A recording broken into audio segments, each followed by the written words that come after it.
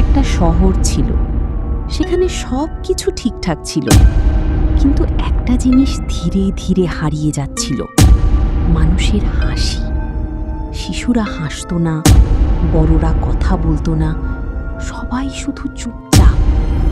কারণ কেউ একজন মানুষের হাসি চুরি করছিল।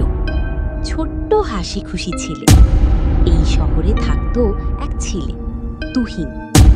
সবাই যখন চুপ, সে তখনও হাসতো। এই সময়ে হাসিস কেন? হাসলে মন ভালো লাগে মা। এই শহরে হাসি নিরাপদ না। তুহিন বুঝতে পারছিল না হাসি কেন বিপদ হতে পারে। একদিন রাতে তুহিনের পাশের বাড়ির এক আন্টি জোরে হাসছিলেন। হঠাৎ কালো ধোঁয়া, ঠান্ডা হাওয়া, এক ভয়ঙ্কর কণ্ঠ, তোমার হাসি আমার। পরদিন সেই আন্টি আর হাসতে পারলেন না। এটা কি?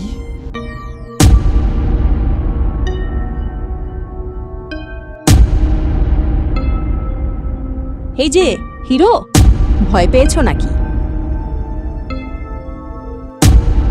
তুমি কথা বলো? তুমি হাসো, এটাই তো বড় ব্যাপার। এক জাদুকর আছে, সে মানুষের হাসি চুরি করে শক্তি বাড়ায়। তাহলে সবাই এত চুপ কেন? কারণ যে হাসে সে টার্গেট হয়। আমি হাসি ফিরিয়ে আনবো। তুমি একা পারবে না। আমি একা না, তুমি তো আছো। গাছগুলো কথা বলে, হাসির আওয়াজ ভেসে আসে। তারা একটা কাঁচের বোতল দেখে, ভিতরে আটকে আছে হাসির শব্দ। এগুলো মানুষের হাসি।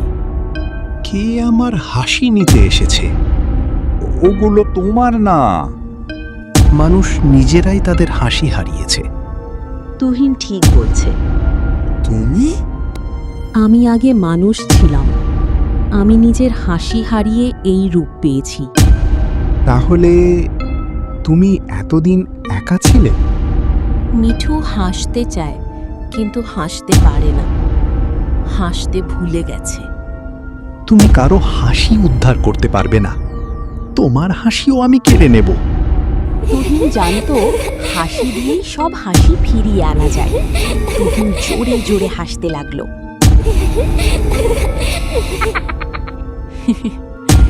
এই হাসিতে সব হাসি বোতল থেকে বেরিয়ে আসলো। না, হতে পারে না। এগুলো আমার হাসি, আমার শক্তি। হাসি জোর করে রাখা যায় না। মানুষ আবার হাসতে শুরু করে, মিঠু আবার মানুষে পরিণত হয়, আবার হাসতে পারে। হাসি কখনো হারায় না। যেখানে হাসি থাকে সেখানে অন্ধকার টিকে।